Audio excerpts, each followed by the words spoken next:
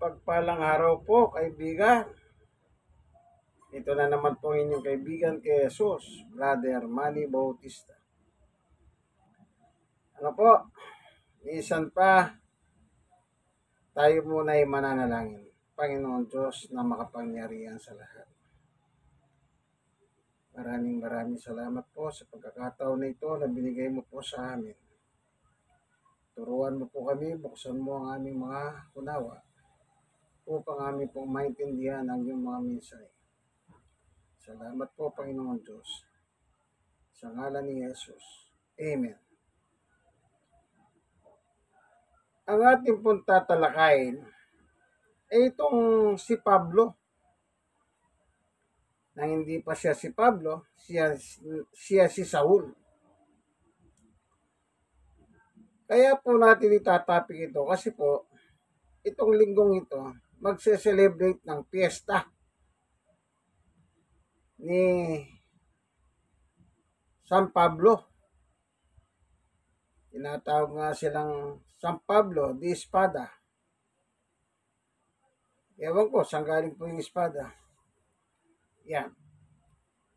Kaya, yung mga lumilitaw na mga poster, nakalagay doon si Pablo, kinakausap nila, dinadalanginan nila. Humingi sila ng tulong sa kanya through prayer. Po, para pang lumalabas si Pablo, nasa langit buhay. Kaya sila nananalangin kay Pablo. Kaya pagdating ng kapistahan ni Apostol Pablo, sigurado kay Pablo sila tumudulog. Ano po? Yan. Ang tawag dyan ay tradisyon naman. Salit-saling sabi ng mga hating ninuno hanggang sa panahon natin. Ngayon, titignan natin sa Biblia. Itong gamit ko pong Biblia ng mga pastor. Amen. Si Pablo po, ayon sa kanyang testimony. Tingnan natin dito sa libro ng Pilipos. Ito po, medyo mababa, pero malaking pakinabang. Pag nagtyaga po kayo, meron ako nito, panigurado. Ito po, Pilipos 3:4. Ang totoo, ako may sapat na dahilan upang pangawakan ang mga physical na bagay. Kung iniisip niyo naman na siya ay may katwiran, umasa sa ganitong mga bagay, lalo na ako, 5. Ako'y tinuli sa 8 araw. Mula nang ako'y isilang.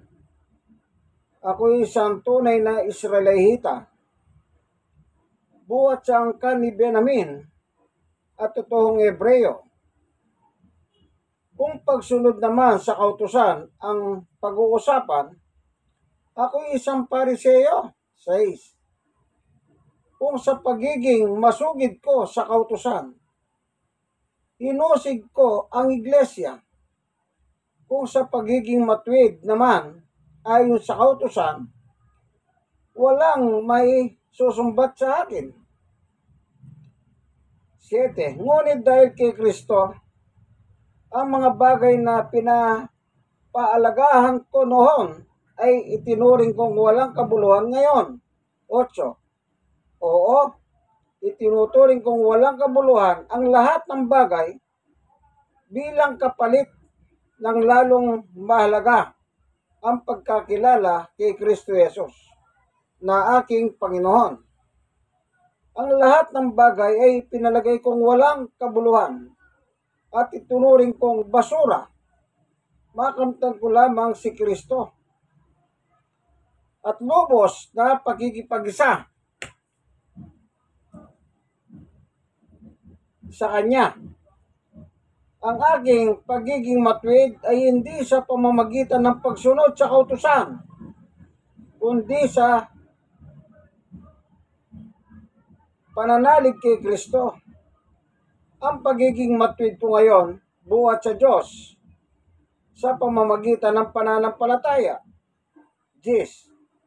Ang tanging hangarin ko ngayon ay lubos ang makilala si Kristo. Maranasan ang kapangyarihan ng kanyang muling pagkabuhay. Makibahagi sa kanyang mga paghihirap at maging katulad niya sa kanyang kamatayan. Umaasa ako man ay muling bubuhayin mula sa kamatayan. Ayun, yun po yung testimony ni Apostol Pablo. Una, kung inyong napansin sa binasa ko, sabi niya, ako'y lahi ng Benamita. Yung Benamita po, kung tawagin niyan, 12 tribo ng Israel. Yung 12 tribes of Israel, isa yung Benamin sa tribo na yon. Ano po? Tignan natin dito sa mapa. Ano po?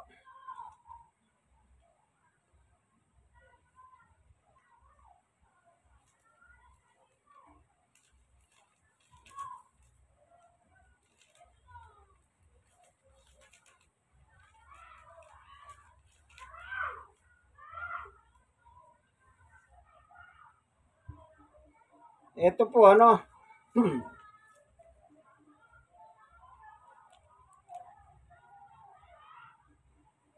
Copy-paste nyo po.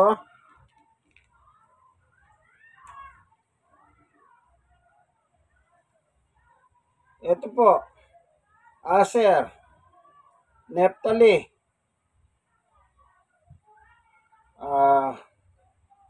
Sebulon, Isakar, Manases, Gad, Ruben, Mohabita, Ephraim, Dan, Benamin, at Pilisteo. Ay Simeon, 12. So, si Apostol Pablo galing sa lahi ng Benamita. Yun ang sabi niya rito, ano? Ako ay Israelita. Ano po, dito sa verse Filipos 3, 5. Ako'y tinuli sa 8 araw mula nang ako'y isilang. Ako'y isang tunay na Israelita, buhat sa angkan ng Benamin at totoong Hebreo. Yan. Yung 12 tribes of Israel, isa po yung Benamin. So, doon po nagmula yung lahi ni Apostol Pablo. Yun po sabi niya. Ano po? Ngayon, kung pagsunod lang sa kautusan, sabi niya. Anong sabi niya? Kung pagsunod naman sa kautusan ang pag-uusapan, ako isang pariseo. Ang reliyon niya, pariseo. Yung pariseo po, mga Hudyo yan. Ano po? Tingnan naman natin ang sabi ni Jesus tungkol sa mga pariseo. Nung nangangaral si Jesus, yung mga eskriba at pariseo nakakausap ni Jesus.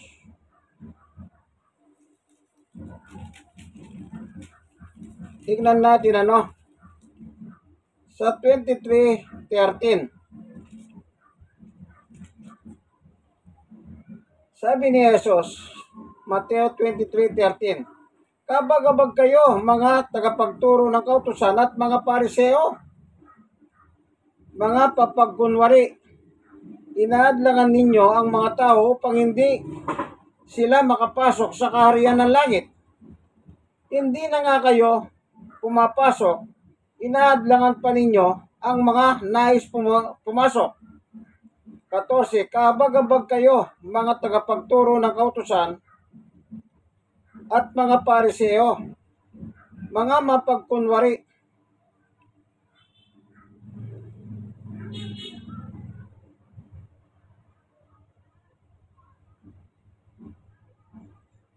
Inuubos ninyo ang kabuhayan ng mga byuda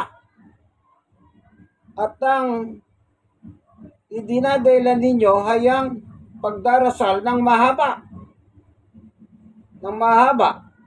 Dahil dito, lalo pang bibigat ang parusa sa inyo. Isipin nyo po, parurusahan sila. Sunod. Sa 15, kabag-abag kayo mga taga pagturo ng kautusan at pariseo, mga papagkunwari. Nilalakbay ninyo ang karagatan at ginagalugad ang buong daigdig. Makahikayat lamang kayo kahit isang hentil sa pananampalatayang Hudyo. Ngunit kapag ito'y nahikayat na, ginagawa ninyo siyang masaol pa at lalong dapat parusahan sa impyerno kaysa inyo. Yun, nangangaral pa sila. Pa-impyerno ang pariseo. Si Pablo pa-impyerno.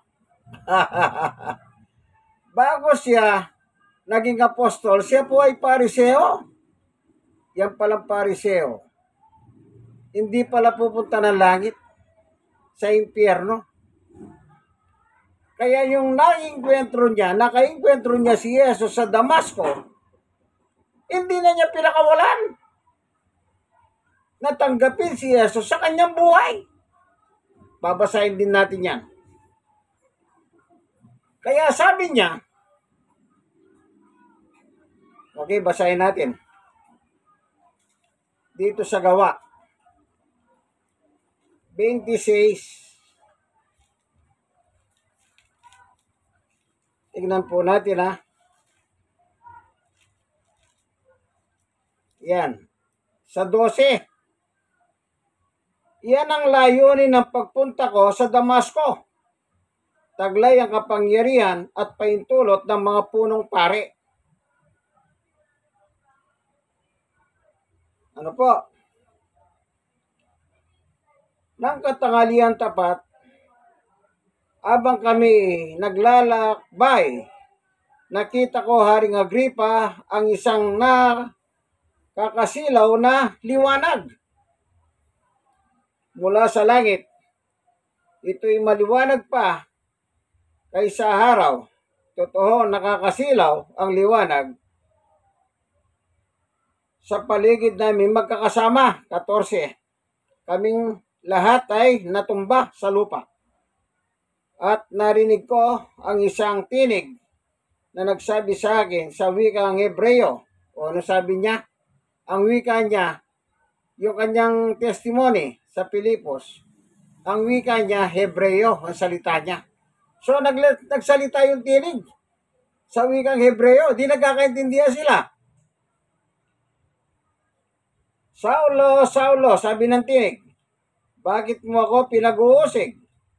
Sinasaktan mo ang iyong sarili sa ginagawa mong iyan para mo sinisipa ang matulis na bagay. 15. Tinanong ko, sino po kayo, Panginoon?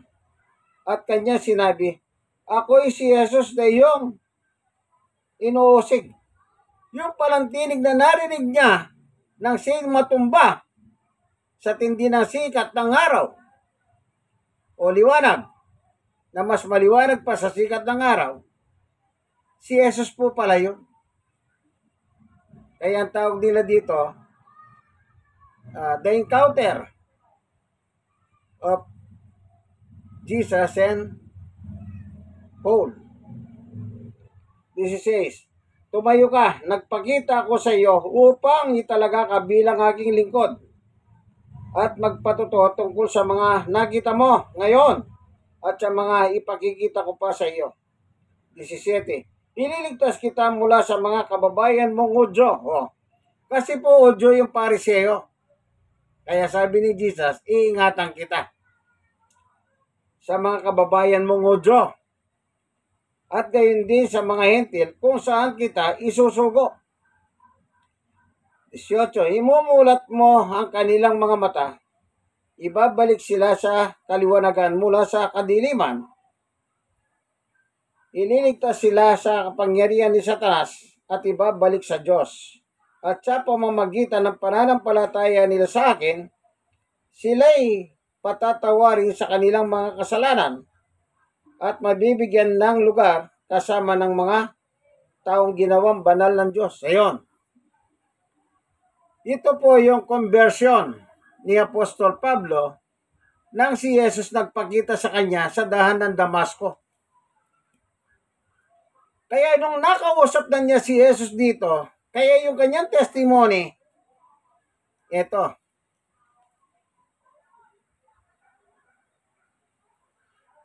Sa Pilipos 3:7, ngunit dahil kay Kristo, ayan, si Kristo, binabanggit na niya, ang mga bagay na pinapahalagahan ko noon ay tinuring kong walang kabuluhan ngayon.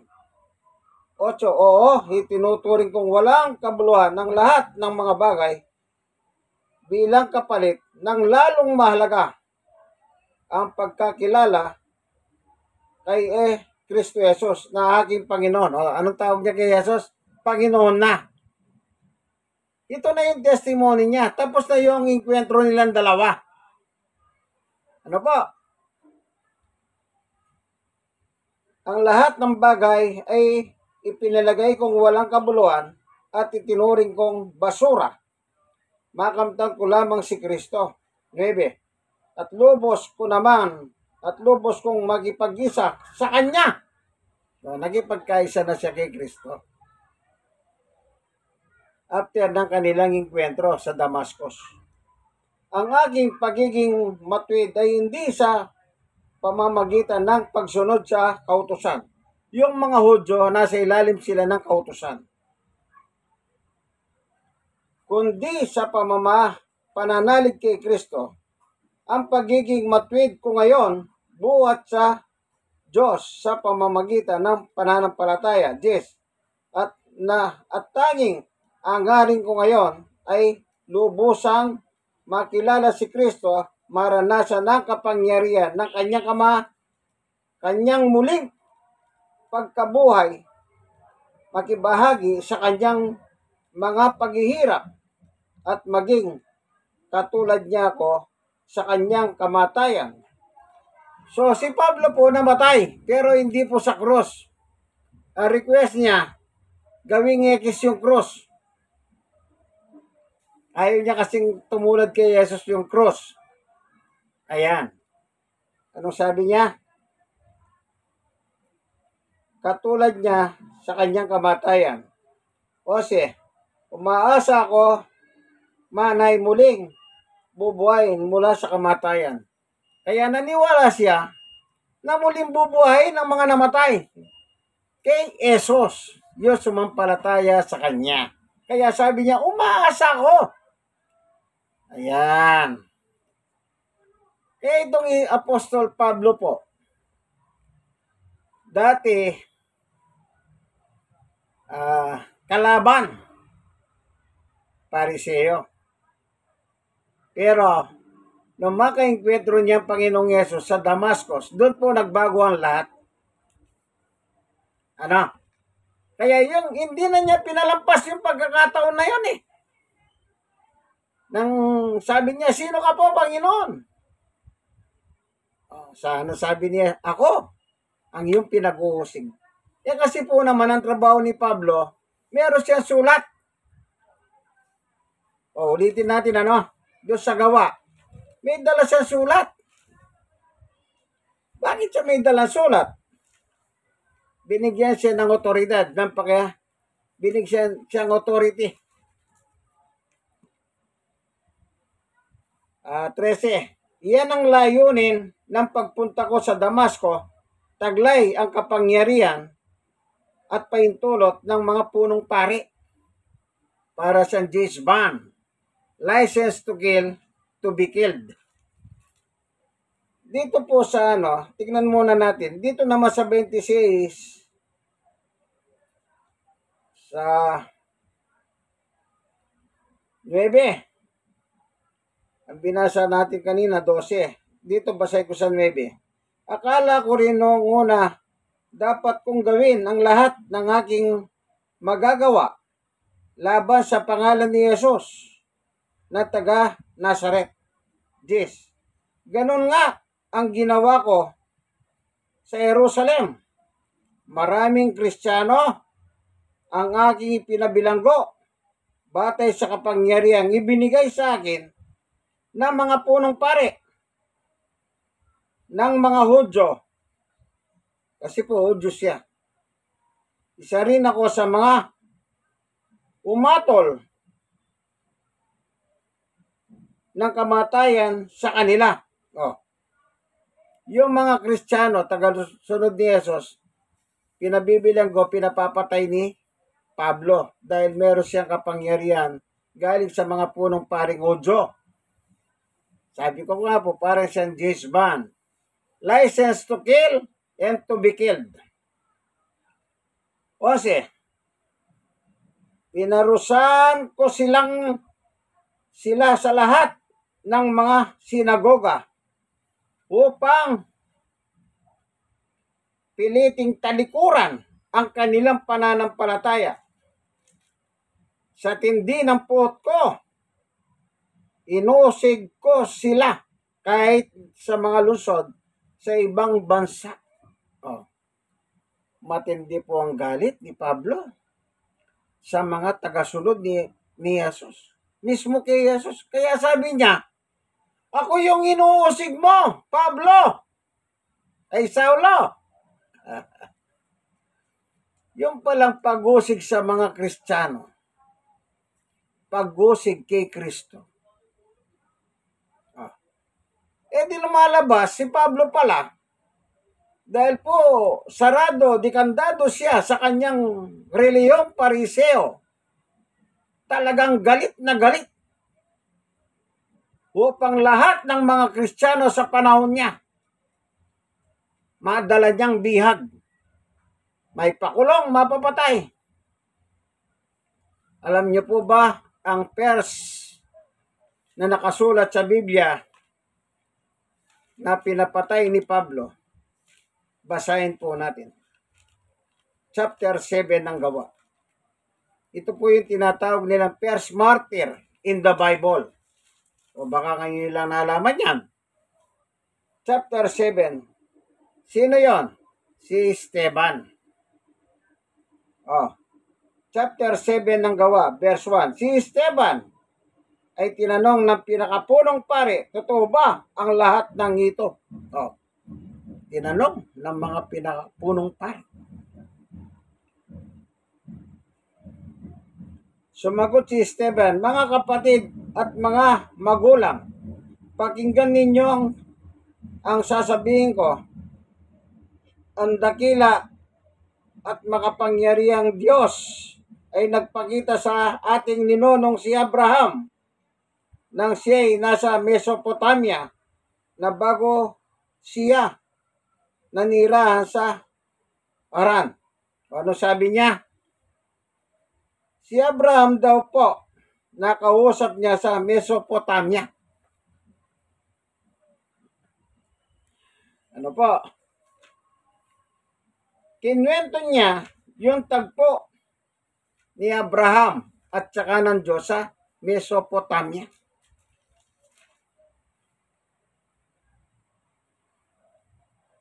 Ano po?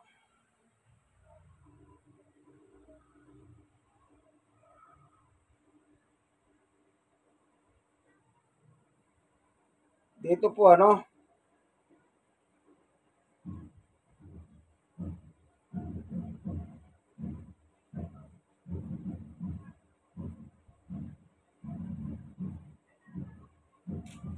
tinitignan ko po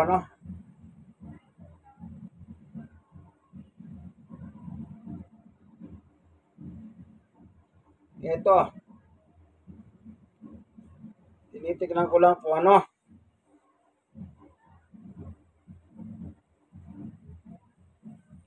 sa verse 18 ng Henesis.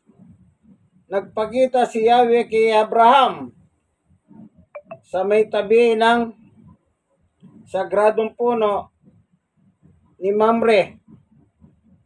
Nooy kainitan ng araw at nakatungo siya sa pintuan ng kanyang tolda. Walang anong-ano, may nakita siyang tatlong lalaki nakatayo sa di kalayuan. Patakbo niyang sinalubong ang mga ito at sa kanila yumuko ng alusayad sa lupa ang muka. 3. At sinabi niya, mga Ginoo, kung inyong mamarapatin, tumuloy po kayo muna kayo sa amin. Magpapahinga muna kayo dito sa ilalim ng puno at ikukuha ko kayo ng tubig at panghugas sa inyong mga paha. 5. Ipinaganda ko rin kayo ng makain para lumakas kayo bago kayo maglakbay. Ikinagagalak ko kayong paglingkuran habang narito kayo sa amin. Sila'y tumugon, salamat, ikaw ang masusunod. Dali-daling pumasok sa tolda si Abraham at sinabi kay Sarah, dali, kumuha ka ng 3 takal ng magandang harina at gumawa ka ng tinapay. 7. Pumili naman si Abraham ng isang matabang guya mula sa kanyang kawan at pinaluto kaagad sa isang alipin. Kumuha rin siya ng keso at gatas kasama ang nilutong karne at inihain sa mga panawin. Hindi siya lumalayo sa tabi ng mga panahuin habang kumakain ng mga ito. Ito po, Ito yung kinukwento niya. Actually, chapter 17 and 28, mahaba lang eh. Kung may Biblia po kayo, basahin nyo na lang. Ang pinag-uusapan, yung sinasabi po ng pinakapunong pari, totoo ba yung kinukwento mo yan, Esteban? Ito yung kinukwento niya tungkol kay Abraham. Chapter 17 at saka 18 po ng Genesis. Ano po? Dito naman sa 17, nang 90 na taon na si Abraham, nagpakita sa kanya si Yahweh at sinabi, ako ang makapangyarihang Diyos. Sumunod ka sa akin. Ingatan mong walang dungis ang iyong sarili abang ikaw ay nabubuhay. Ayan. Ako'y makikipagtipan sa iyo at lubang pararamihin ko ang iyong lahi. 3. Pagkarinig nito, nagpatira pa si Abraham. Sinabi sa kanya ng Diyos, ito ang aking tipan sa iyo. Ikaw ay magiging ama ng maraming bansa. So, kung meron po kayong Biblia, ituloy nyo na lamang Ano po? Kasi napakahaba naman chapter 17 at saka 18. Ano po? So, balikan natin yung kay Esteban.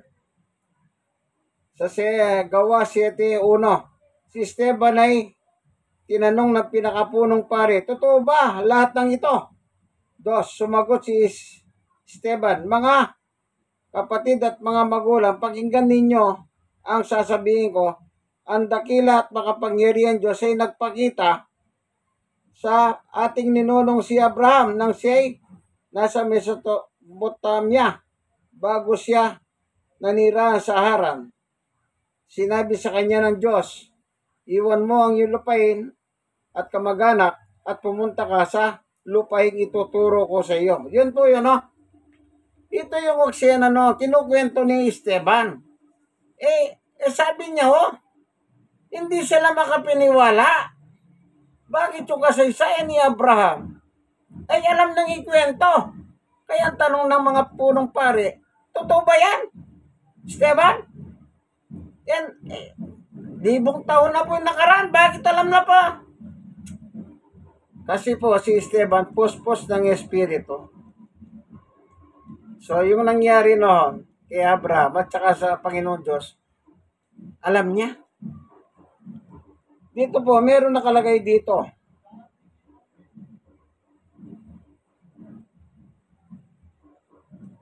Ano po? Chapter 7 ito binabasa ko yung kay Esteban. Sabi niya,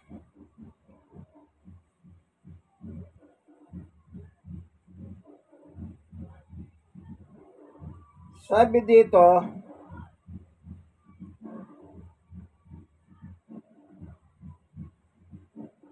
ano po, binabasa ko, tinitignan ko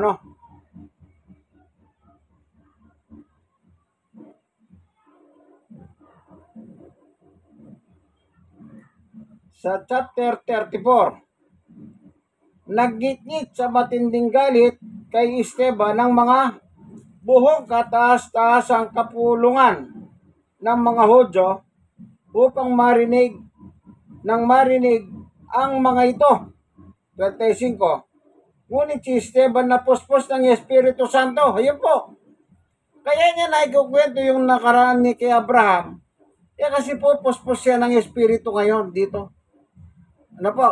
Hindi naman niya alam yung kwento yun kundi siya napuspos ng Espiritu.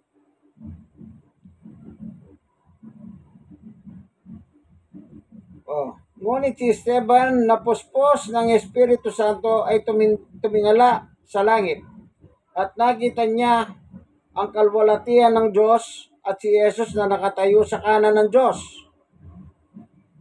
56. Kaya sinabi niya, tignan ninyo, nakikita kong bukas ang kalangitan at ang anak ng tao, si Jesus, na nakatayo sa kanan ng Diyos. Bakit niya nakikita ang bukas ang langit samantalang nasa lupa siya? Kasi po, puspos siya ng Espiritu Santo. Kung hindi po siya napuspos, hindi niya makikita ang langit. Kahit po magandang timplada lang yung mata, kung tawagin nila 20-20 ang vision mo, hindi mo makikita. Ano po? 57, tinakpan nila ang kanilang mga tainga at nagsigawan. Pagkatapos, sabay-sabay nilang sinugod si Esteban at kinaladkad siya palabas ng lungsod upang batuin. Inilagay ng mga saksi ang kanilang mga balabal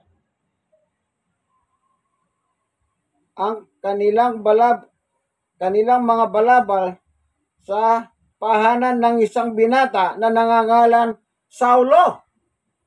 Noong bago siya maging apostol, Saulo siya muna nang inuusig niya mga Kristiyano. Sabi ni Jesus, Saulo, Saulo, sabi kang Hebreo. Sa Hebreo, sino po kayo, Panginoon? Ako si Jesus na yung inuusig. Sabi ni Jesus. 39. At habang binabato nila si Esteban, nanalangin siya ng ganito, Panginoong Yesus, tanggapin mo po ang aking espiritu. 60. Lumuhod si Esteban at sumigaw ng malakas. Panginoon, wag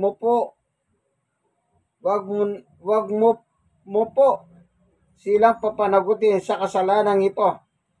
At pagkasabi nito, siya'y namatay. Yun. Yang unang biktima niya, si Esteban, the first martyr na nakasulat sa Biblia. Nung pangalan niya pala ay Saulo. Kaya nung magpakita sa kanya si Jesus sa Damasco, hindi na niya pinakawalan. Kasi alam naman niya kung saan siya papunta. Impyerno. Sabi ni Jesus, kayo mga Pariseo at mga tagapagturo ng kautusan, eskriba yon. Nililibot niyo ang buong daigdig, makahikayat lang kayo kahit isang entil. Ginagawa niyo siyang mas masama pa sa inyo na mapaimpyerno siya. So, ibig sabihin, paimpyerno pala sila. Sila Pablo. Kaya sabi niya, hindi na nga kayo papasok. Inaadlangan niyo pa ang mga tao na gustong pumasok sa langit. Talagang ang mga Pariseo po hindi papasok sa langit. Alam ni Pablo yan, masugid ka nga sa tagasunod eh. Sa lupit ng kanyang pagiging masunod. Galit siya kay Jesus. Kaya si Esteban, sino tinawag ni Esteban? Panginoong Jesus, huwag mo na pong papanagutin ang mga ito. Sa kasalanang ito, yung pagpatay sa kanya, kasalanan pala. So, nung makainkwentro niya, ayan, na-convert siya. Itinalaga siyang tagapangaral ng salita ng Panginoon.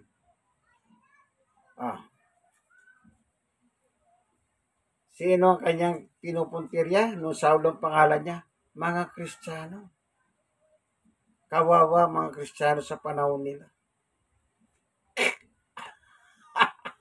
Isipin mo, nasa simbahan ka, papasokin ka ni Pablo.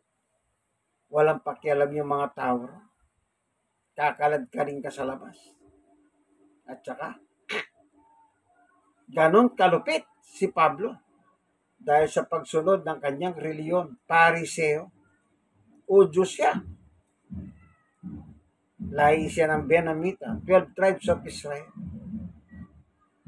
Ayun, meron siyang sulat. Nung nangangaral na siya, ang pinangangaral na niya ngayon, si Jesus. Hindi na siya sumusunod sa kautusan. Si Jesus na. Kaya sabi niya, pananampalataya ako kay Jesus. Ano pa? Kaya pinangangaral na niya si Jesus sa kanyang panahon. Yes, meron siya sulat.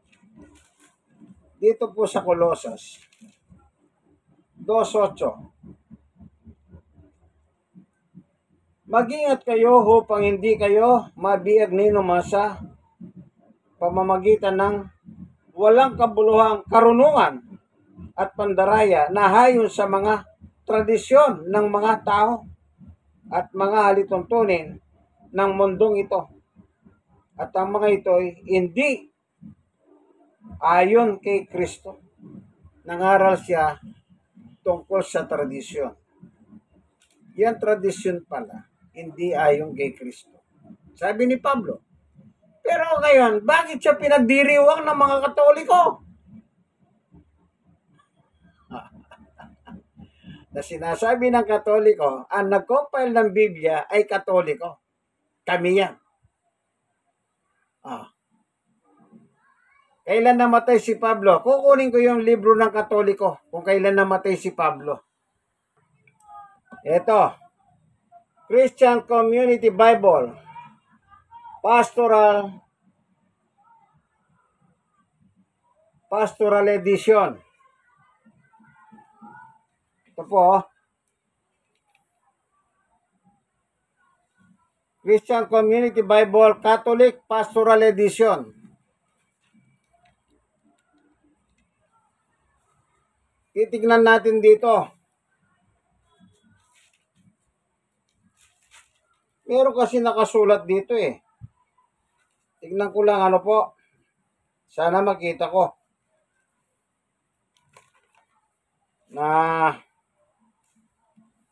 ito.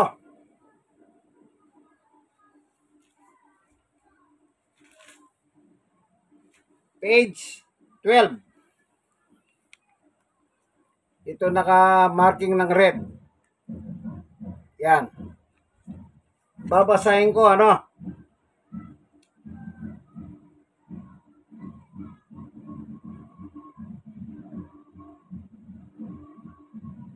Uh, 58 BC up to 64 BC. Ganito nakalagay. Nero, Emperor in Rome.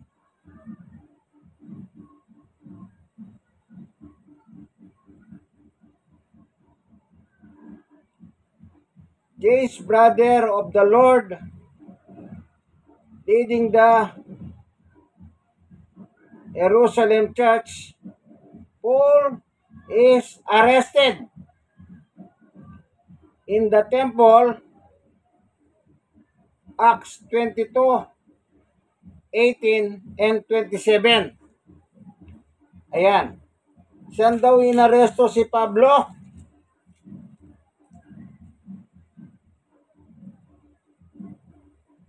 Ito po Nero, emperor in Rome. James, brother of the Lord, leading the Jerusalem church. Paul is arrested in the temple. Acts 22:18 and 27. Tignan natin sa wikang Tagalog. Ano po?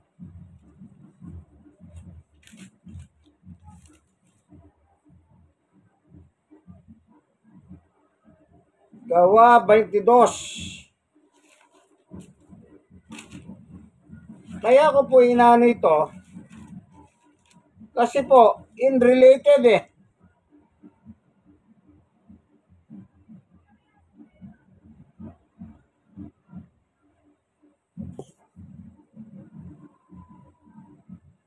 (22:18) ng gawa. Tignan natin. Sa 22:17, ang title is Sinugo si Pablo sa mga hentil.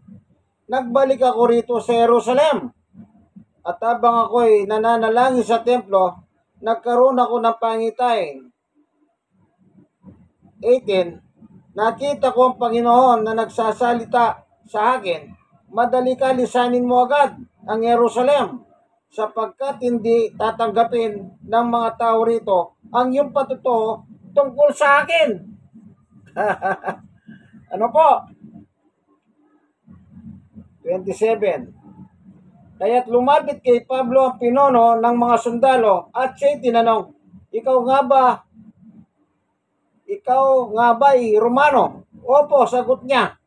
Sinabi ng mga pinuno, malaki ang ibinayad ko para maging mamamayang Romano.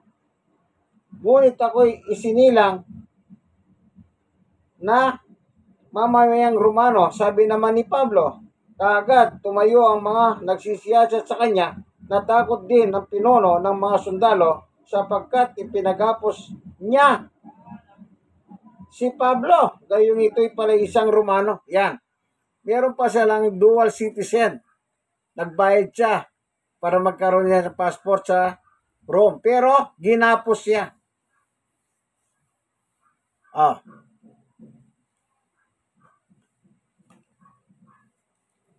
Sabi rito, Paul arrested in the temple. Acts 22:18 and 27 patuloy hanggang 29. Yun po Year 16 BC. Festus, Procurator of Judea. Paul in Rome. Acts 28:17-31. So, nandun na po sa Rome si Pablo. Dinala na po siya, binalanggo na siya sa kanyang house arrest. Ayan. Year 64. Burning of Rome and persecution against the Christian. Martyrdom of Peter in Rome. The first Jewish revolt. The Jerusalem community take refuge in Pelea. Martyrdom of Paul in Rome. Ano daw po? Year 64 AD. Ay, 64 BC.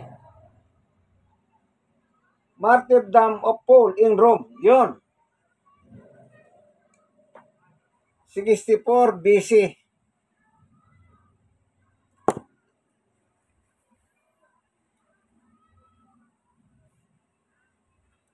Ayan, i-copy-paste nyo po.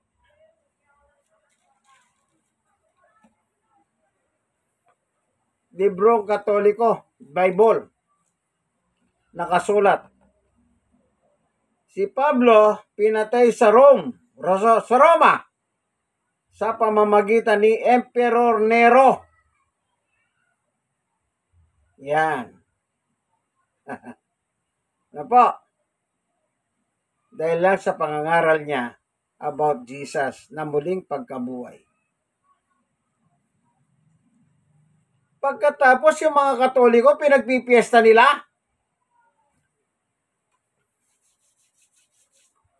Sila nagpapatay. Tapos ngayon, sineselebrate nila si Pablo. Mag-isip naman po kayo.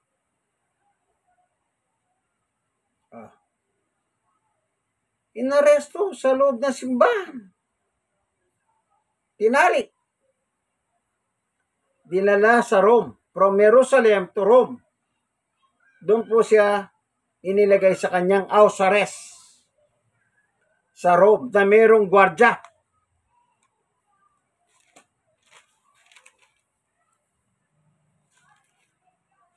Sa Gawa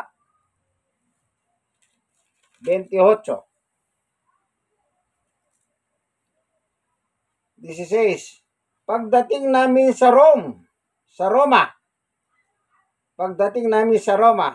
si Pablo ay pinaintulutan manirahan sa isang bahay kasama ang isang kawal na magbabantay sa kanya. Nakarating ng Rome. From Jerusalem, binyay sa Rome. At dito po sa Rome, siya namatay sa ilalim ni Emperor Nero.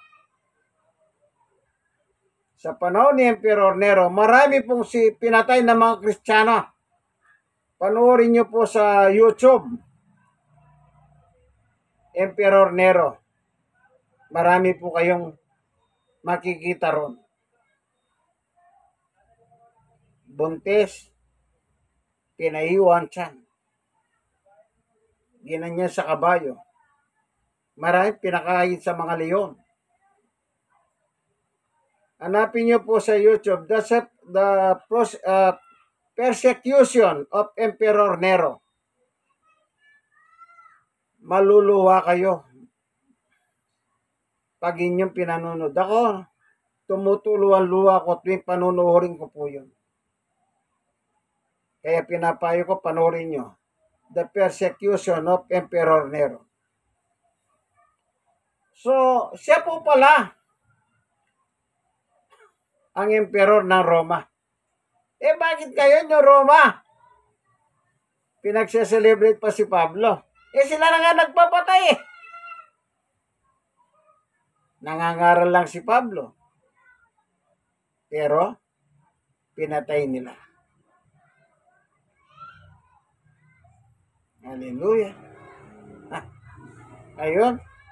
Sa linggo. Sa Sabado at linggo.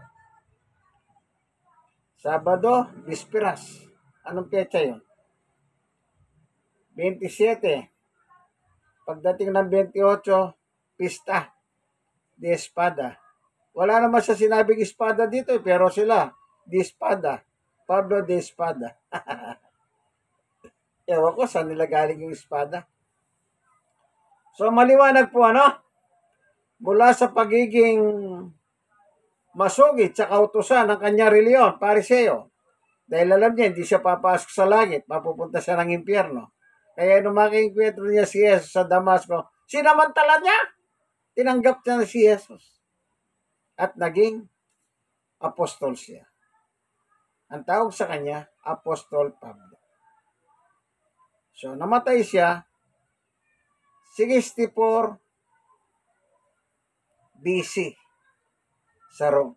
Salamat, Panginoon, sa patutuho na binigay mo sa amin sa pagkakataon na ito. Maraming salamat po. Napakasarap na lihimin ng kasaysayan ni Apostol Pablo. Mula sa isang masamang tao, mamamatay tao. Biglang ginamit mo siya, ginawa mo siyang apostol. Hallelujah. Sana po, Panginoon Diyos, yung mga manunod ng video ito, buksan mo puso nila kung sarado sila. Buksan mo po yung kanilang damdamin, o Diyos. Huwag silang magalit. Manapa. Maniwala sila ayon sa Biblia. Salamat po sa ngalan ni Jesus. Amen. Minsan pa ito po ang inyong kaibigan kay Jesus, Brother Manny Bautista. Nasa programa po tayong ang tunay na pagbubunyag ng katotohanan o salita ng Diyos ayon sa Biblia. Ayan, kaibigan, nakangiti na ako. Alam mo na yan. Like and share. Share nyo nang i-share sa marami. Malay nyo po, kakashare nyo, makakatulong kayo. Biblical naman eh, wala naman pong dinagdag eh. Nakita nyo, gumamit ako ng Biblia. Para lang ipakita sa inyo yung katotohanan. Ano po? Ayan. Ganito na lamang po ang ating munting video. God is good all the time. All the time, God is good. God bless us all.